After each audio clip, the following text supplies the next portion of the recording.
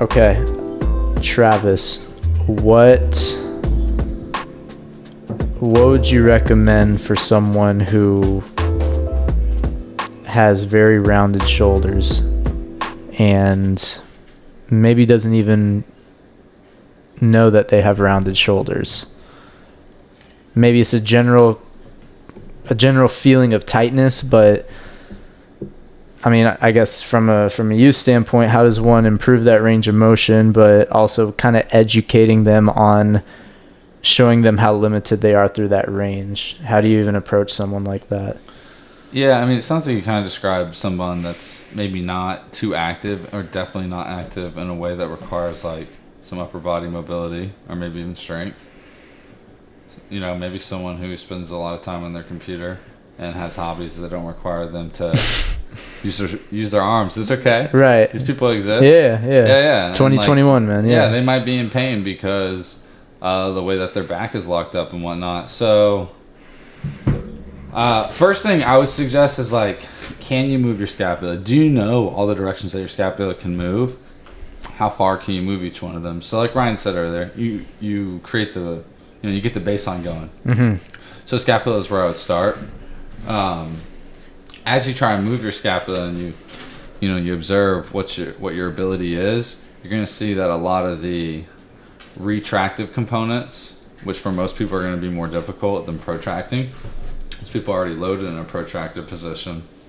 So you pull those scapula together, you're going to see that your chest is tight. So it's going to lead you to the other side of the body, most likely. And so retraction, just explaining it like we're 6 years old, this is squeezing my shoulder blades essentially together and pulling my chest pulling backwards. Your shoulder blades together, yep. Okay. Which opens up your chest. Okay, now you and I, we ran through a ring workout earlier this week, and that was my first time working through some of those movements. And by no means do I consider myself an athletic specimen, but like, I'm not a complete novice either. But one thing that did open my eyes was the fact of how difficult it was to externally rotate my shoulders under certain, I guess, realms of stimulus, under certain movements. And again, I emphasize that because I try to keep up with some of that myself, and I understand that that's a weakness. So taking someone who might struggle with that from like even a more beginner level of just like, really learning how to pull your shoulders back and not rely on the front delts and, work on pulling that back. How does one even begin to develop that sort of connectivity, that sort of, I guess, mobility would be one way to put it. For someone who just struggles with that posturally, how do you build into that habit? How do you get the shoulders to pull back?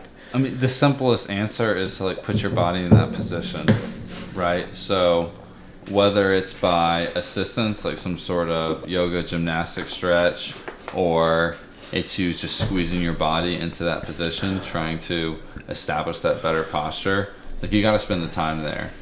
I mean, like that's like the most baseline answer. How much time?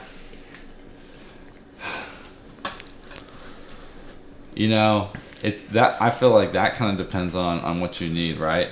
So, that probably depends on how much you're suffering or not. Oh. Or how much, desire you have to get a certain outcome, combination of the two, etc.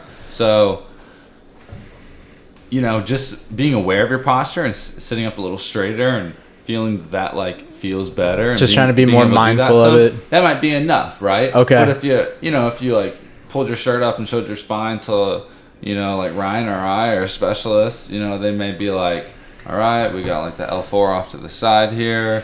Oh, one of these scaps is sitting a little bit higher. That trap is tight at the top, et cetera, et cetera. QLs are shot.